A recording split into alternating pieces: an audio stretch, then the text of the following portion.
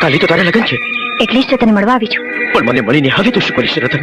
એનો માર્ગ તારે કાઢવાનો છે રામ.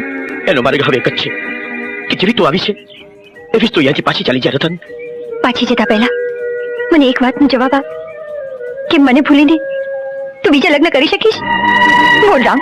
મારી ચિંતા ભૂલી દે અને મારી વાત માનીને હસતા મોઢે લગ્ન કરી તારો સંસાર ફસાવી લે. તારા જીવતરની હોળી સળગાવીને મારે કંસારનો કોળિયો નથી રાંધવો રામ. હાલ આપણે અહીંયાથી ભાગી જઈએ. ભાગી જઈને આપણી પવિત્ર પ્રીતને ગાળ બેસાડવી છે?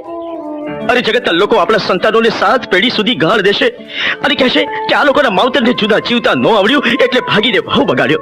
ભાવના ભાતા તમે તારી હારે બાંધ્યા છે રામ. તું મારો પ્રાણ છે. પ્રાણ વિનાનું આ કોળિયું તારાથી અલગ કઈ રીતે જીવી શકશે રામ? કુટુંબની આબરૂને અકબંધ રાખવા જીવતર આખું જુદા જીવી જાણે એનું નામ સાચી પ્રીત છે રતન. હું જાણું છું કે એક બાજુ કુટુંબની આબરૂ ને બીજી બાજુ આપણી સાચી પ્રીત, પણ પ્રીતને પાળવા જતા જો મા બાપની આબરૂ ઝંખવાશે ને તો આ જગતના લોકો એને જીવવા નહીં દે રતન, જીવવા નહીં દે. તો લે આ થાળીઓ, એક ઝાટકે ઉડાવી દે મારું માથું, એટલે આબરૂની સાથે આપણી પ્રીત પણ જળવાશે. લે તારી ખા. અરે ગાડી થઈ ગઈ છે. માથા વાળવાથી જો આત્માનો વલો પાત મટી જતો હોત તો આરામ અટાળ લગત જીવતો ના હોત. રતન, હું તને સુખી જોવા માંગુ છું.